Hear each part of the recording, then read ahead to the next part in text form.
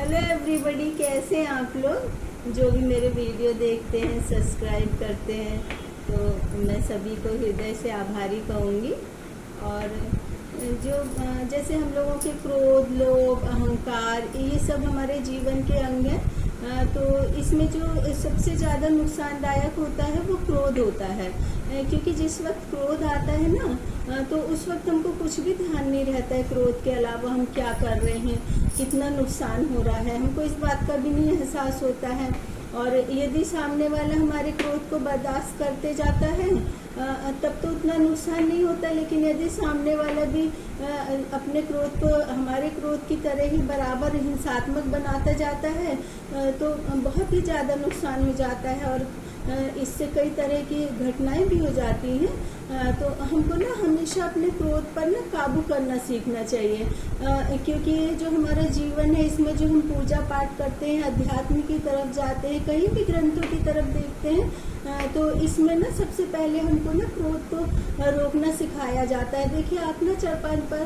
क्रोध लिख करके देखिए और उसको आप ध्यान से देखिए, तो उस क्रोध को जब आप देखेंगे तभी उसमें से एक नेगेटिव टाइप की वाइब्रेशन निकलेगी। अर्थात जो क्रोध होता है यदि ज़्यादा बढ़ जाए तो ये कई घरों को, कई जिंदगियों को नष्ट कर देता है। तो इसलिए ना हमको क्रोध को शांत करना चाहिए। क्रोध को शांत करने के लिए मेडिटेशन करना चाहिए। और मैंने ना क्रोध के ऊपर थोड़ा सा रिसर्च भी किया था, क्योंकि जो मेरे हस्बैंड हैं उनको बहुत ज़्यादा गुस्सा आता था। तो मैं सोचती थी कि इतना ज़्यादा गुस्सा आता है, हर वक्त गुस्सा आता है, पता नहीं क्यों आता है। तो जब मैंने देखा कि ये जो गुस्सा आता है, क्रोध आता है, ये अक्सर उन इंसानों को आता है जिनके ना खुद के अंदर ही भय व्याप्त होता है। तो वो उस डर की वजह से ये सोचते हैं कि यदि मेरे अंदर डर है तो मैं दूसरों को डराता रहूँगा तो मैं सुरक्षित रहूँगा। लेकिन ना ये सोचना एकदम गलत है, क्योंकि यदि आप किसी को डराते रहते, क्रोध करते रहते, तो आपके डर से तो उसमें भय व्याप्त रहेगा, लेकिन ना इससे आपको कोई ना रिस्पेक्ट मिलेगा और जो आपके लिए उनका मान सम्मान है वो भी नहीं रहेगा। जो मेरा बेटा है उसको भी बहुत ज़्यादा गुस्सा आता था। वो ना जो गुस्सा होता है ये जेनेटिक होता है। तो मेरे जो हस्बैंड की फैमिली है सभी गुस्से में एक से बढ़कर एक है। तो मेरे बेटे को भी इसी तरह से गुस्सा आता था। जब वो बड़ा हुआ, जब मुझे पता चला, तो फिर मैंने उससे धीरे धीरे समझाना शुरू किया। मैंने कहा ये बेटा, जो तुम गुस्सा करते हो ना, ये तुमसे यदि कोई डर जाएगा तो तुम ये मत सोचना कि वो तुम्हारी इज्जत कर रहा है। और इस तरह से यदि गुस्सा करते रहो तो डर तो जाएंगे, लेकिन ना धीरे धीरे कर करके ना हम अकेले रह जाते, क्योंकि यदि हमारा व्यवहार नहीं रहेगा और हमारे नेचर में कूल नहीं रहेगा तो दूसरे ना हमारे पास भी आने से डरेंगे। क्योंकि ये जो ठंडी ठंडी हवाएं होती हैं, बारिश होती हैं, इसमें तो सभी जाना चाहते, टाइम पास करना चाहते, लेकिन जो गर्मी होती है और जो लू पड़ती है तो उससे तो सभी बचना चाहते हैं। तो इसी तरह से गुस्सा भी होता है। तो फिर मैंने अपने बेटे को भी गुस्सा कम करना सिखाया। मैंने कहा इसी तरह से तुम यदि गुस्सा करते रहोगे, तुम्हारा गुस्सा सब बर्दाश्त करते रहेंगे, तो तुम ना साइको बन जाओगे। तो साइको बन जाओगे तो ऐसा होगा कि तुम किसी के साथ क्या कर रहे हो तुम्हें पता ही नहीं चलेगा। और तुम्हारे अंदर कोई अच्छी क्वालिटी होगी तो तुम्हारी वो क्वालिटी तो देखी जाएगी, लेकिन गुस्से की वजह से तुम्हें वो जो मिलना चाहिए जगह वो नहीं मिल पाएगी। तो मेरा बेटा मेरी बात को समझ, तो मेरे बेटे का गुस्सा शांत हो गया।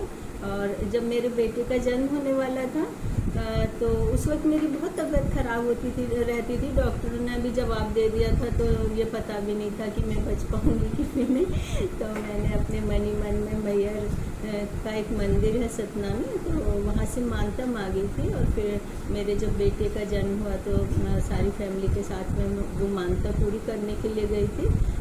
तो मैंने तो जहाँ तक देखा है कि जो मैहर का मंदिर है ना, वहाँ पर जो भी आप मांगते हैं तो वो सारी आपकी मन्नतें पूरी हो जाती हैं। और जो मैहर का मंदिर है वो एक खंडपीठ है।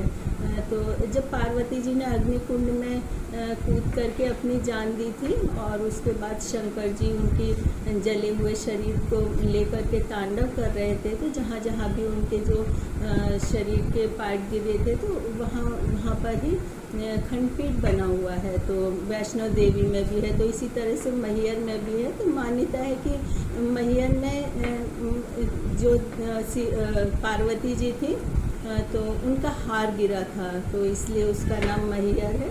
और मेरे यहाँ तो जितने भी आसपास में रहते हैं ना, सब बहुत ज़्यादा मैहर देवी को मानते हैं और बहुत सारे लोग वहाँ पर जाते भी, मेरी फैमिली में भी बहुत ज़्यादा ही मानते हैं। मेरी जो बड़ी भाभी हैं वो लोग तो ज़्यादातर ही जाते ही रहते हैं। तो जब भी आपको जाना हो या फिर कोई आपकी प्रॉब्लम सॉल्व नहीं हो रही हो, आपको कोई मानता मांगनी हो, तो आप वहाँ पर मानता मांग सकते हो। जब आपकी मानता पूरी हो जाए तो फिर वहाँ पर आपने जो कुछ भी कहा है तो वहाँ पर आप जा कर के चढ़ावा भी दे सकते हैं।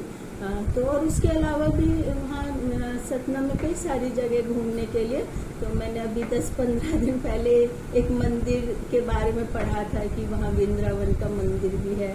अब मुझे तो पता नहीं कि मैं कभी जा पाऊँगी नहीं, हाँ, लेकिन यदि कोई आप लोग एमपी जब घूमने के लिए जाना चाहे तो वहाँ जबलपुर में भी कई सारी जगह घूमने के लिए, भेड़ा घाट है, कचनार सिटी है और कई सारी जगह हैं। और इसी तरह से जब भी आप एमपी के टूर पर जाएं तो सभी जगह घूम कर आएँ, क्योंकि सारी जगह एकदम नेचुरल है। वहाँ पर ग्रीनरी बहुत ज़्यादा मिलेगी और वहाँ पर ना आपको ज़्यादा से ज़्यादा पहाड़ भी मिलेंगे, बहुत सारे सुंदर सुंदर मंदिर भी मिलेंगे। तो आप वहाँ पर ज़रूर से घूमने के लिए जाएं। और ये जो हमारा शरीर होता है, जिस तरह से 5 तत्वों से अग्नि, जल, वायु, पृथ्वी और आकाश से मिलकर के बना होता है, और तो उसी तरह जब हमारी मृत्यु हो जाती है तो इन्हीं 5 तत्वों में वो विलीन भी हो जाता है। तो ये जो हमारा शरीर होता है ये तो हमेशा जो है बना नहीं रहता है, कभी न कभी तो मृत्यु आनी ही होती है। तो ये जो हमको मनुष्य का जीवन मिलता है, ये बहुत सारे जो जन्म है उनको पार करने के बाद मिलता है। तो हमारे जीवन में सुख रहे या दुख रहे, उन सभी को पार करते हुए हमें कुछ ऐसा करना चाहिए कि यदि हमने कुछ अपनी लाइफ में गलती की हो तो हम उस गलती को पश्चाताप कर सकें। कई बार ऐसा होता है कि अनजाने में हमसे कोई गलती हो जाती है, कई बार ऐसा होता है कि हमसे कोई गलती होती भी नहीं, लेकिन फिर भी वो जो उस गलती की वजह ही हम ही हो जाते हैं। तो हम अपनी जो गलती है इस जन्म में रह करके किसी भी तरह से पश्चाताप कर सकते हैं। हम अपनी गलतियों का, हम जैसे सोशल वर्क करके अपनी गलतियों का पश्चाताप कर सकते हैं, या फिर जिस प्रोफेशन में, उस प्रोफेशन के अंदर रह करके हम अपनी गलतियों का पश्चाताप कर सकते हैं। जैसे कि यदि किसी का डॉक्टर का प्रोफेशन है तो वो यदि मरीजों का इलाज करता है, तो जो बहुत ज़्यादा गरीब मरीज हैं जो पैसे नहीं दे पाते हैं, तो 2-4 मरीजों का फ्री इलाज कर दें। और जो सोशल वर्क करते हैं तो वो भी, जैसे लड़कियों का विवाह वगैरह होता है, गरीबों की मदद करनी चाहिए। जैसे जो गरीब बच्चे होते हैं उनकी शिक्षा नहीं हो पाती, तो उनकी शिक्षा के लिए उनकी आर्थिक मदद करें। तो इस तरह से करके जो हम गलतियां करते हैं तो उनका पश्चाताप हो जाता है। लेकिन यदि जो हम सेवा करते हैं और जो सेवा के बदले में हम पैसे लेते हैं ना, तो यदि हम पैसे ले करके सेवा करते हैं तो फिर वो हमारी सेवा में नहीं गिनी जाती है, वो तो हमारे प्रोफेशन में ही गिनी जाती है। तो कई सारी गलतियां हो जाती हैं। और ये तो हमारे अंदर की जो गलतियां हैं वो तो कई बार ऐसा होता है कि हम किसी को बता नहीं सकते हैं और हमें अंदर ही अंदर वो गलतियां महसूस होती रहती हैं। तो ये जो हमारा हृदय होता है ना, ये हमारी अदालत भी होता है, यहाँ पर ही हमारा फैसला भी होता है और यहीं पर ही हमें सज़ा भी सुनाई जाती है। तो हमें ये अपने हृदय को ही सोच समझ कर देखना चाहिए कि हमने क्या गलती करी है और हम इसको क्या सज़ा सुनाए। तो जो सज़ा का पश्चाताप है, ये सबसे ज़्यादा ये है कि किसी न किसी की मदद करके ही हो सकता है। तो मैं भी सोचती हूँ कि मैंने भी कहीं ना कहीं ऐसी कोई गलती करी हो जो मेरी वजह से ना हुई हो, लेकिन उसका गुनाह मेरे ऊपर ही आया हो। तो मैं भी यही सोचूंगी कि मैं भी इस गलती का पश्चाताप करूँ। तो हमारी गलती का पश्चाताप करने का एक रास्ता और है कि मृत्यु के पश्चात में देहदान। तो जो मृत्यु के पश्चात देहदान करते हैं तो कहते हैं कि उनको शरीर और आत्मा से भी मुक्ति मिल जाती है, क्योंकि कई सारे ऐसे पेशेंट होते हैं कई बीमारी के कारण या एक्सीडेंट के कारण कि उन्हें शरीर के किसी न किसी अंग की ज़रूरत होती है और उनको फिर वो अंग नहीं मिल पाते, उनकी मृत्यु हो जाती है। और ये जो हमारा शरीर है ये तो नश्वर है, इसको तो ये तो जला देंगे, क्रिमिनेशन होगा, सारी प्रक्रियाएं होंगी, उसके बाद सब खत्म हो जाएगा। हमारे बारे में कुछ दिनों बाद लोग सोचना समझना भी बंद कर देंगे, हमको भूल भी जाएंगे।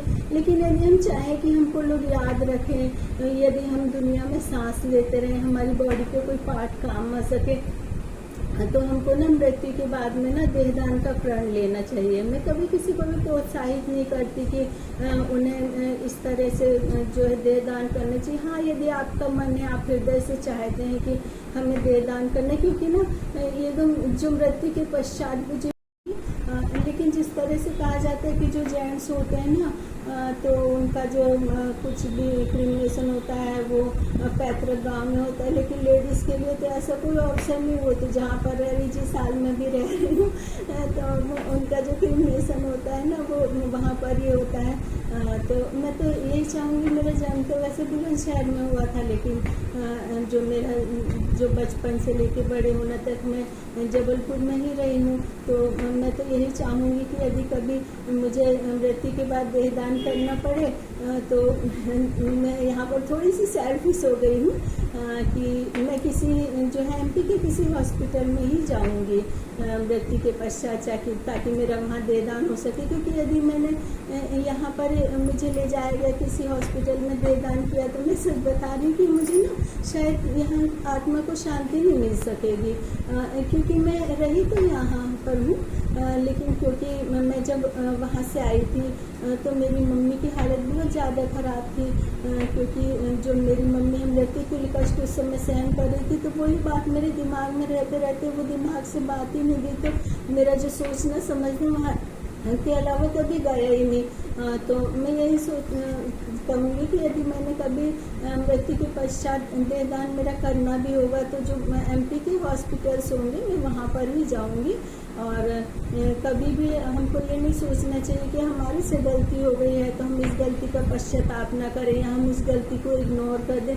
क्योंकि कई लोग तो ऐसे होते हैं कि कितनी बड़ी से बड़ी गलती भी कर दे ना, उनका नार्को टेस्ट भी कर लो तो भी वो अपनी गलती को नहीं बताते। लेकिन जो हमारा हृदय होता है ना, ये हमारी सबसे बड़ी अदालत होता है। हमको अपने हृदय में देखना चाहिए कि हमसे कहाँ क्या गलती हुई है, तो उसके लिए हमको जेल भी नहीं जाना पड़ेगा, ना कोई सज़ा काटनी पड़ेगी। किसी न किसी तरह का पश्चाताप कर लें आप, तो उससे जो आपका गुनाह भी कम हो जाएगा। और आपको कभी, क्योंकि जो लास्ट समय होता है ना, लास्ट समय पर हमको हमारे सारे गुनाह याद आते, कितना भी बड़े से बड़ा क्रिमिनल हो, लेकिन वो जो लास्ट का समय होता है उसको ज़रूर पश्चाताप होता है कि नहीं, मैंने ये गलती यहाँ पर की थी और मुझे ये गलती यहाँ पर नहीं करनी चाहिए थी। तो मुझे ये लगता है कि ये जो गलतियों का पश्चाताप है, हम मृत्यु से पहले ही कर ले तो बहुत ज़्यादा ही अच्छा है।